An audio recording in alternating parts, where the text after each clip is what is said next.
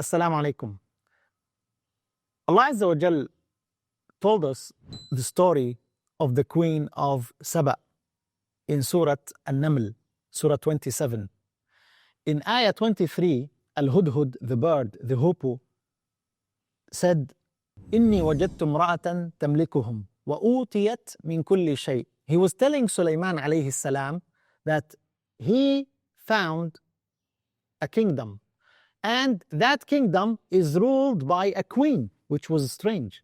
إِنِّي وَجَدْتُ امْرَأَةً تَمْلِكُهُمْ وَأُوتِيَتْ مِنْ كُلِّ شَيْءٍ وَلَهَا عَرْشٌ عَظِيمٌ. And she had a great throne. But here is the thing, وَجَدْتُهَا وَقَوْمَهَا يَسْجُدُونَ لِلشَّمْسِ مِنْ دُونِ اللَّهِ.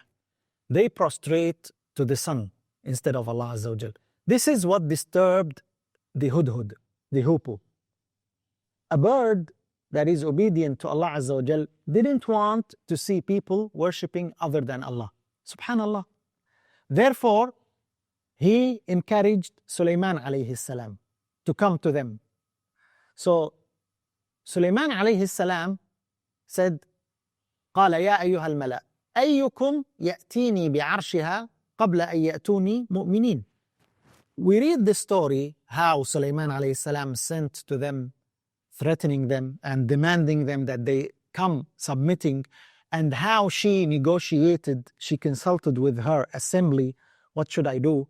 And they referred the matter to her and they told her, you are our queen and you decide what you want. She said, I don't want my people to suffer, because when the kings enter a city, they destroy it. So I'm going to send them a gift, like some diplomatic solution.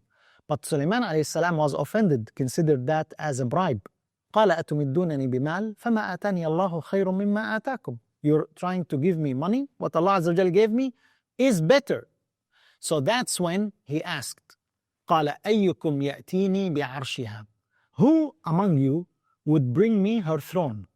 Now, you look at the distance, and this is a lesson when we read the stories of the Qur'an. Why Allah Azzawajal is telling us those details?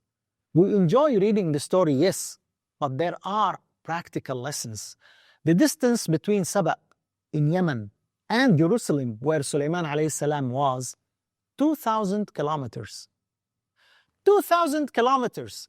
And yet, one of the jinn, he said, أنا آتيك به قال عفريت من الجن أنا آتيك به قبل أن تقوم من مقامك. Before you finish this assembly, this session, I will bring it to you.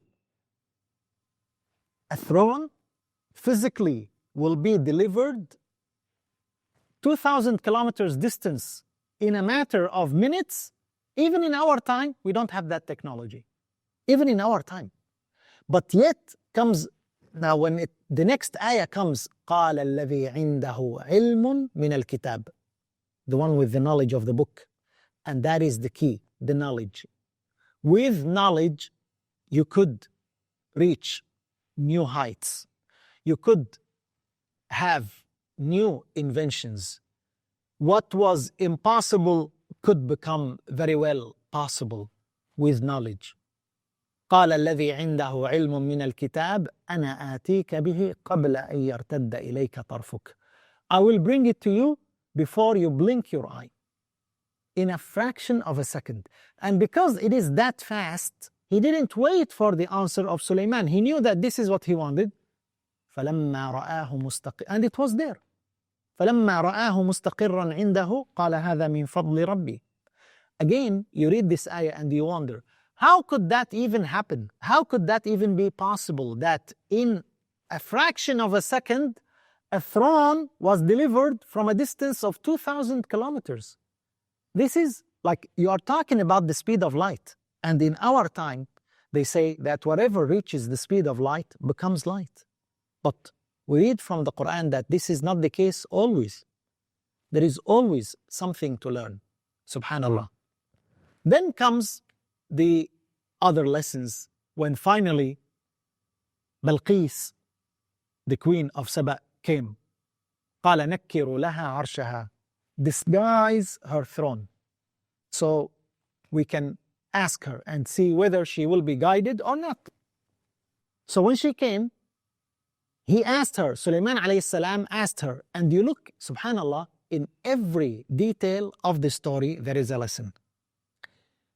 Usually, politicians, they don't speak directly. They don't give direct answers. This is something known. Oh, they are politicians.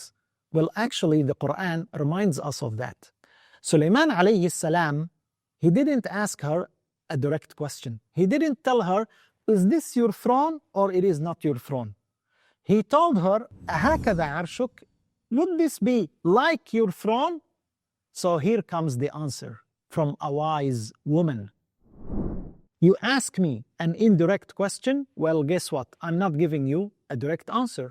You ask me indirect question, I will give you indirect answer. قالت كأنه هو. It is like it. كأنه هو. She didn't say, yes, it is my throne. No, it is not my throne. So Sulaiman alayhi salam was impressed with her intelligence, but he prepared for her another test. The open hole from crystal, from glass that was over the water, that would seem like there is no barrier, that would seem like there is only water. So when she came and she tried to enter, قِيلَ لَهَا دُخُلِ الصَّرْحِ, she thought that this would be water, so she wanted to protect. Naturally, you want to protect your clothes. قَالَ إِنَّهُ صَرْحٌ مُمَرَّدٌ مِّن قَوَارِيرٍ. So he told her that this is the beauty of this open court. But then comes the realization of Bilqis. She wanted to believe, but she was a king. So what did she say? قالت ربي إني ظلمت نفسي. Oh Allah, I wronged myself. The story began when the Hudhud said that there are people, they prostrate to the sun instead of Allah Azzawajal. وجدتها وقومها يسجدون للشمس من دون الله. And the story ends with believing in Allah. قالت ربي إني ظلمت نفسي. Oh Allah, I wronged myself. But here comes the beauty, because she was a king. The beauty of the story, she didn't say, I accept to follow Sulaiman. I accept the religion after Sulaiman. No. قالت ربي إني ظلمت نفسي وأسلمت مع سليمان. And I submit to Allah with Sulaiman. Subhanallah. He is a king, I am a queen. This is a beautiful story. A story of Iman, belief in Allah, but also a story of power, strength. And we need both. We have been struggling a lot in our time, that we have some strong countries, some Muslim countries that they are strong, but they are not practicing Islam. They're not following the religion of Allah. And we have strong believers, faithful, but they have no power. We need both. How beautiful it is when you employ those two things together for the da'wah, for the sake of Allah Azzawajal, like what Sulaiman alayhi salam did.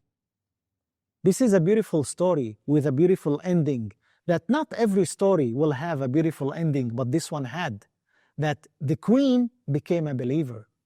And Sulaiman alayhi salam, this is what was worried him. This is what was worrying him, that Iman, it was not the resources, oil or gold in Yemen, in Saba. No, it was Iman. So this is why the beauty of the story in our time, in combining the power that we need with the Iman that we have. We need both of them to have success. The Prophet ﷺ started with Iman and built the power.